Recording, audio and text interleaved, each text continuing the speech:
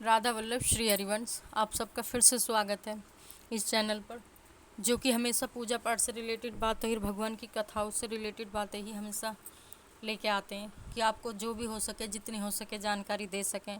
जो कि सभी लोग जानते हैं कि प्रोस्ता मास चल रहा है, अधिक मास चल रहा है, इसमें जो भी सत्कर्म किया जाता है वो 1000 गुना फल देने वाला होता है।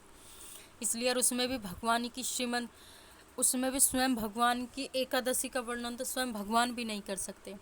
इसलिए भगवान की जो एकादशी है उसका अच्छा से संकल्प करें, व्रत करें, उसका जितना हो सके नियम पूर्वक उसका पालन करें और भगवान की जितनी हो सके भगवान की कथा ज़रूर सुने। तो इसलिए चलो भगवान की कथा सुनते हैं कि भगवान स्वयं उस कथा में क्या वर्णन कर रहे हैं, क्या हुआ।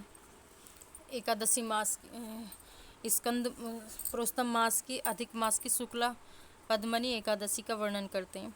चलते हैं कि युधिष्ठिर बोले कि हे जनार्दन, मल मास के शुक्ल पक्ष में कौन सी एकादशी होती है, उसका क्या नाम है और क्या विधि है, सो मुझसे कहिए। श्री कृष्ण बोले कि मल मास में पद्मनी नाम की पवित्र एकादशी होती है। यतन पूर्वक उसका उपवास करने से वह पद्मनाम के पुर को पहुंचा देती है। मलमास की एकादशी पवित्र और पापों को दूर करने वाली कही गई है। उसका फल ब्रह्मा जी भी नहीं कर सकते। प्राचीन समय में ब्रह्मा जी ने पद्मनी के उत्तम व्रत को विधि पूर्वक नारद जी से वर्णन किया है। यह पापों को नाश करने वाला और भक्ति मुक्ति को देने वाला है। हे राजन, दशमी के दिन नियम करें और कांसे के बर्तन में भोजन मांस, मसूर, चना, करौंदा, साग, शहद, पराया अन्न ये दशमी के दिन वर्जित हैं। हविष्य अन्न भोजन करें। खारी नमक नहीं खाना चाहिए। दशमी के दिन भूमि पर शयन करें और ब्रह्मचार्य से रहें। एकादशी के दिन सवेरे उठकर गोबर, मिट्टी, तिल, कुशा लेकर पवित्र होकर आंवले का चूर्ण शरीर पर लगाकर विधि पूर्वक स्नान करें। इस मंत्र को पढ़ें। सो भुजा वो श्री कृष्ण रूपी वराह ने तुमको धारण किया है। हे मुक्ति के तुम कश्यप जी से आमंत्रित की हुई ब्रह्मा जी से दी हुई हो। मैंने सिर और नेत्रों में तुमको लगाया। मेरे अंग को पवित्र करो। हे देवताओं के देवता, हे शंख चक्र गदा धारण करने वाले, हे जगन्नाथ, हे विष्णु, मुझको तीर्थ में स्नान करने की आज्ञा दीजिए। वरुण के मंत्र को जपकर गंगा आदि तीर्थों का स्मरण करके जहाँ कहीं जलाशय हो उसमें विधि पूर्वक स्नान करें। फिर धोती पहनकर भगवान का पूजन करें। विधि पूर्वक संध्या करके देव और पितरों का तर्पण करें एवं माँ से सुवर्ण की बनाई हुई राधा कृष्ण की मूर्ति तथा महादेव पार्वती की विधि पूर्वक पूजा करें।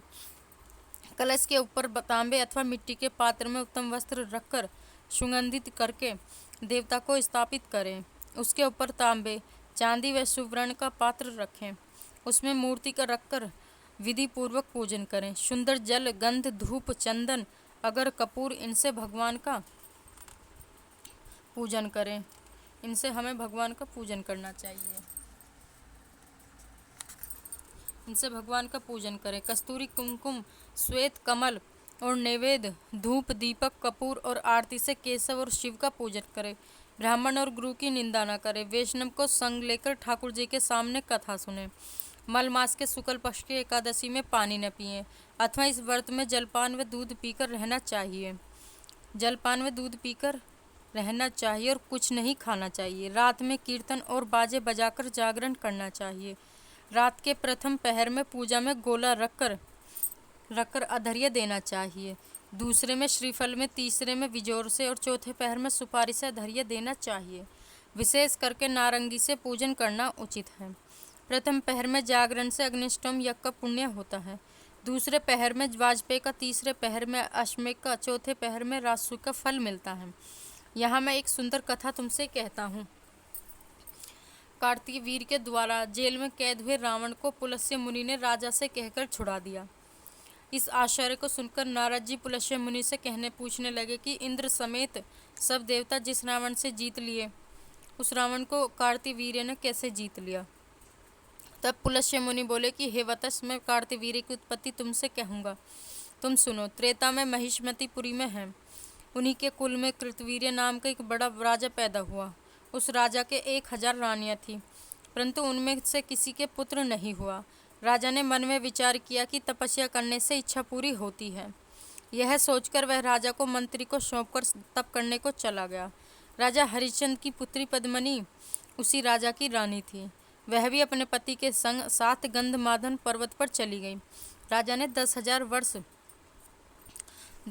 वर्ष तपस्या की और उसके शरीर में हड्डी और चमड़ा रह गया। तब पद्मिनी नर्मदा से पतिव्रता अनसुया से पूछने लगी कि हे साध्वी, मेरे पति को तपस्या करते हुए 10,000 वर्ष बीत गए, तो भी कष्टों को दूर करने वाले केशव प्रसन्न नहीं हुए। इसलिए हे महाभागे, मुझको यथार्थ व्रत बतलाओ, जिससे भगवान प्रसन्न हो जाएं और पुत्र होने का वरदान प्रदान करें। हमारे राजा पुत्र के न होने से अत्यंत दुखी हैं, क्योंकि पुत्रहीन मनुष्य को मोक्ष नहीं मिलता। अंत ऐसा व्रत बतलाइए जिससे श्रेष्ठ चक्रवर्ती पुत्र पैदा हो। पद्मिनी रानी की बात सुनकर पतिव्रता अनसुईया प्रसन्न होकर बोली कि हे शुभ्र, यह मलमास 12 महीनों में अधिक श्रेष्ठ होता है। यह 32 महीने में आता है। इसमें परमा और पद्मिनी नाम की 2 एकादशियाँ होती हैं। उनका व्रत करके विधि पूर्वक जागरण करना चाहिए। इनके करने से पुत्र देने वाले भगवान शीघ्र प्रसन्न होंगे। और यह कहकर अनसुईया ने व्रत की विधि उनको समझा दी। उसे सुनकर पुत्र होने की कामना से सब विधि को किया। व्रत पूर्ण होने पर केशव भगवान शीघ्र प्रसन्न हो गए। गरुण ध्वज भगवान बोले कि हे सुंदरी, वर मांगो। यह सुनकर पद्मिनी प्रसन्न होकर बोली कि मेरे पति को बहुत सुंदर वरदान दीजिए। भगवान बोले कि हे भद्रे, तूने मुझे प्रसन्न कर लिया। जैसा मलमास मुझे प्यारा है वैसा दूसरा नहीं है। उसमें एकादशी मुझको विशेष प्रिय है। हे सुंदरी, तूने विधि पूर्वक एकादशी का व्रत किया है, इसमें मैं तुम पर प्रसन्न हूँ। तुम्हारे पति को मैं इच्छानुसार वर दूंगा। यह कहकर संसार के दुख हरने वाले भगवान राजा से बोले कि हे राजेंद्र, अपनी इच्छानुसार वर मांग लो। रानी ने तुम्हारी कामना सिद्ध होने के लिए मुझे प्रसन्न कर लिया है। विष्णु का वचन सुनकर राजा प्रसन्न हो गया। जिसको सब लोग नमस्कार करें, ऐसी बड़ी भुजाओं वाला पुत्र मांगा।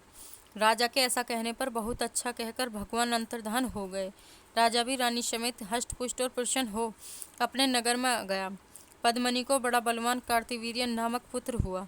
उसके समान त्रिलोकी में कोई मनुष्य नहीं था। इसी से दशक धर रावण को उसने युद्ध में हरा दिया। चक्रपाणि गदाधर भगवान के सिवा त्रिलोकी में उसको जीतने के सिवा और समर्थ नहीं था। इसमें तुमको विस्मय नहीं करना चाहिए। ऐसा कहकर पुलस्त्य मुनि चले गए। सूत जी बोले कि हे द्विज, पहले तुमने जो एकादशी का पवित्र व्रत पूछा था सो मैंने तुमसे कह दिया। जो मनुष्य इसकी विधि सब विधि से सुनेंगे और पुण्य के भागी होंगे, वे वैकुंठ को जाएंगे। इसलिए हमें भगवान की कथा जरूर सुननी चाहिए। एकादशी की कथा समापन होती है। अब मिलेंगे अगली वीडियो में और कुछ चर्चाओं के साथ और कुछ भगवान की चर्चाओं के साथ मिलेंगे। जब तक के लिए राधे राधे, श्री हरि।